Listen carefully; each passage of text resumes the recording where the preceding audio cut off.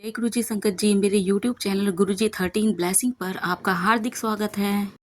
जय गुरु जी, शुक्राना गुरु जी, आप सभी साथ संगत जी को जय गुरु जी। गुरु जी आप सभी पर मेहर बनाए रखें, सर्वदा भला सर्वदा भला।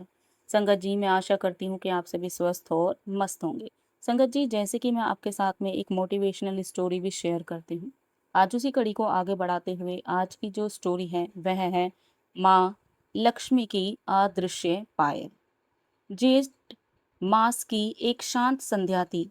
सूर्य पश्चिम के आकाश में ढल रहा था और गांव के चारों ओर फैले खेतों पर सुनहरी आभा बिखेर रहा था।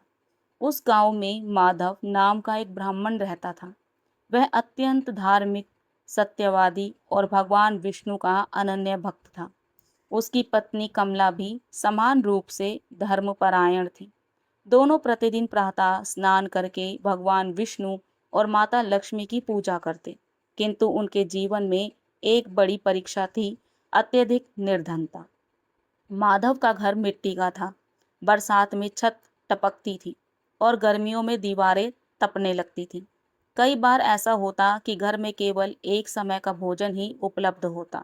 फिर भी न माधव ने कभी भगवान से शिकायत की और न कमला ने अपने भाग्यों को कोसा। दोनों का विश्वास था जो कुछ भगवान देते हैं वही कल्याणकारी होता है। एक दिन गांव में दूर दूर से आए हुए कुछ साधु पहुंचे। वे तीर्थ यात्रा पर निकले थे। संध्या होते होते उन्हें रुकने का स्थान चाहिए था। गांव के कई संपन्न लोगों ने बहाने बना दिए। किसी ने कहा घर में जगह नहीं है, किसी ने कहा भोजन की व्यवस्था कठिन है। तब उन साधुओं में से एक वृद्ध संत ने कहा, क्या इस गांव में कोई ऐसा नहीं जो अतिथि को भगवान का रूप मानता हो? किसी ने उत्तर दिया, एक निर्धन ब्राह्मण है माधव। उसके पास धन नहीं, पर हृदय बहुत बड़ा है। संतगण माधव के घर पहुंचे। माधव माधव ने देखा कई साधु उसके द्वार पर खड़े हैं। वह आनंद से भर उठा। उसने तुरंत उनके चरण धोए और उन्हें भीतर बैठाया। कमला के चेहरे पर भी प्रसन्नता थी, पर भीतर एक चिंता चल रही थी। घर में केवल थोड़ा सा आटा और कुछ चावल बचे थे। सब साधु विश्राम करने लगे तो कमला ने धीरे से बोला, स्वामी, भोजन तो बन जाएगा, पर इतने लोगों के लिए पर्याप्त नहीं होगा। माधव मुस्कुराया और बोला, अतिथि देवो भव, जो होगा भगवान की कृपा से ही होगा। कमला ने आंखों में विश्वास भरकर रसोई में प्रवेश किया। उसने माता लक्ष्मी का स्मरण किया और भोजन बनाना प्रारंभ कर दिया। उसी समय उसे अपनी माँ द्वारा सुनाया गया एक श्लोक स्मरण हो आया। या देवी सर्वभूतेषु लक्ष्मी रूपेण संस्थिता, नमस्तस्यै नमस्तस्यै नमस्तस्यै नमो नमः। अर्थात जो देवी समस्त प्राणियों में लक्ष्मी रूप में स्थित हैं, उन्हें बार बार नमस्कार है। कमला ने आंखें बंद कर प्रार्थना की, माँ, आज आपकी लाज है, अतिथि भूखे ना लौटें। कुछ देर बाद भोजन परोसने का समय आया। आश्चर्य की बात यह हुई कि छोटे से पात्र में बना भोजन समाप्त ही नहीं हो रहा था।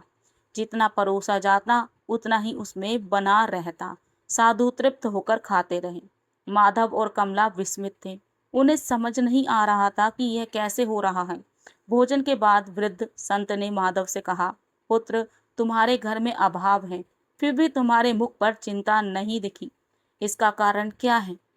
माधव ने विनम्रता से उत्तर दिया, महाराज, धन से जीवन चलता है, पर विश्वास से आत्मा चलती है।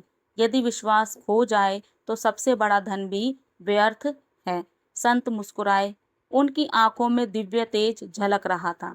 उस रात साधु वहीं विश्राम करने लगे।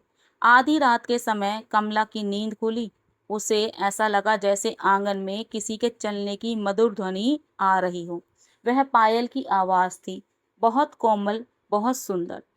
वह बाहर आई तो देखा पूरा आंगन अलौकिक प्रकाश से भरा हुआ था। उस प्रकाश के मध्य एक दिव्य स्त्री खड़ी थी। उसके वस्त्र स्वर्णवत चमक रहे थे। कमल जैसा मुख था और चारों ओर सुगंध फैल रही थी। कमला भय और श्रद्धा से कांप उठी। दिव्य स्त्री ने कहा, डरो मत पुत्री। कमला समझ गई यह कोई साधारण स्त्री नहीं। वह भूमि पर दंडवत गिर पड़ी और बोली, माँ, क्या आप स्वयं श्री लक्ष्मी हैं? दिव्य स्वर आया, हाँ पुत्री, मैं तुम्हारे प्रेम और सेवा से प्रसन्न हूँ। कमला की आंखों से आंसू बहने लगे। माता लक्ष्मी ने कहा, आज संसार में बहुत लोग धन चाहते हैं, पर बहुत कम लोग सेवा चाहते हैं। तुमने कभी धन की याचना नहीं की, केवल अतिथियों की सेवा की, इसलिए मैं स्वयं तुम्हारे घर आई हूँ। इतना कहकर माता ने अपने चरणों से एक पायल उतारी। वह पायल साधारण नहीं थी, उसमें से दिव्य प्रकाश निकल रहा था। माता बोली, इसे अपने पास रखो, पर याद रखना इसका उपयोग केवल धर्म और सेवा के लिए करना। यदि इसमें अहंकार या लोभ आ गया तो तुरंत यह विलीन हो जाएगी। यह कहकर माँ अदृश्य हो गई। प्रातःकाल कमला ने सारी घटना माधव को बताई। पहले तो उसे विश्वास नहीं हुआ, पर जब उसने वह दिव्य पायल देखी तो उसकी आंखें श्रद्धा से भर गईं। दोनों ने निश्चय किया, इसका उपयोग केवल धर्म कार्य में करेंगे। कुछ दिनों बाद उन्होंने उस पायल का एक छोटा भाग बेचकर धन प्राप्त किया। उससे उन्होंने गांव के निर्धनों के लिए भोजन की व्यवस्था की, यात्रियों के लिए धर्मशाला बनवाई और मंदिर की मरम्मत करवाई। धीरे धीरे गांव में उनका सम्मान बढ़ने लगा, पर उनके हृदय में पहले जैसी ही विनम्रता का भाव बना रहा। समय बीतता गया। एक दिन पड़ोसी गांव का एक धनी व्यापारी माधव के पास आया। उसने देखा कि जो ब्राह्मण कभी निर्धन था, अब अनेक धर्म कार्य कर रहा है। उसने पूछा, तुम्हें यह सब धन कहाँ से मिला? माधव ने सत्य छिपाया नहीं, उसने पूरी कथा बता दी। व्यापारी के मन में लोभ उत्पन्न हो गया।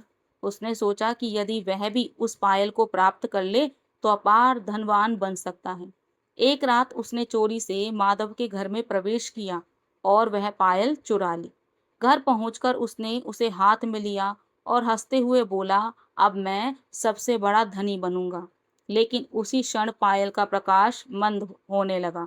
कुछ ही पलों में वह साधारण धातु का टुकड़ा बन गई। व्यापारी घबरा गया। उसी रात उसे स्वप्न में माता लक्ष्मी के दर्शन हुए। माता ने कहा, जहाँ लोभ होता है वहाँ मैं नहीं रहती, जहाँ सेवा होती है वहीं मेरा निवास होता है। व्यापारी का हृदय बदल गया। अगले दिन वह रोता हुआ माधव के घर पहुंचा और सारी बात स्वीकार कर ली। माधव ने उसे क्षमा कर दिया। उस क्षण फिर एक चमत्कार हुआ। वह साधारण धातु का टुकड़ा पुनः दिव्य प्रकाश से चमकने लगा। व्यापारी समझ गया, यह कोई जादू नहीं बल्कि भक्ति की शक्ति है। उस दिन से उसने भी निर्धनों की सेवा करना आरंभ कर दिया। कुछ वर्षों बाद गांव का एक आदर्श स्थान बन गया। वहां कोई भूखा नहीं सोता था, यात्री सम्मान पाते थे और मंदिरों में नियमित पूजा होती थी। एक बार फिर वही वृद्ध संत गांव में आए। माधव ने उनके चरण पकड़ लिए।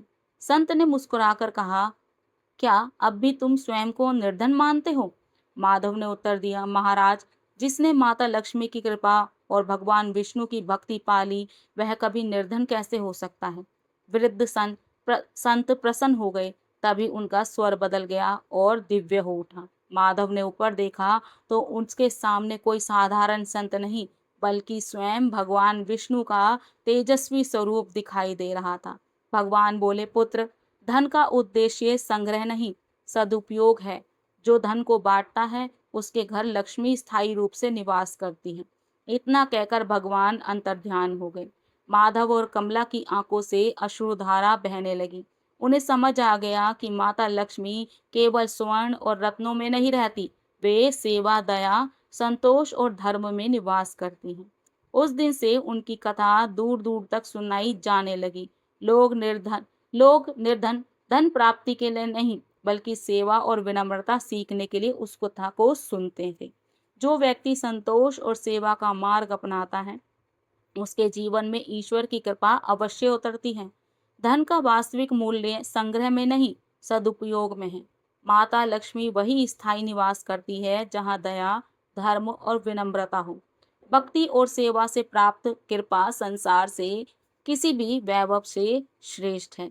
जय गुरु जी, शुक्राना गुरु जी। बहुत ही प्यारी कथा थी और मैं आज अपनी वाणी को यहीं विराम दूंगी। जय गुरु जी, शुक्राना गुरु जी। जय जय गुरु जी।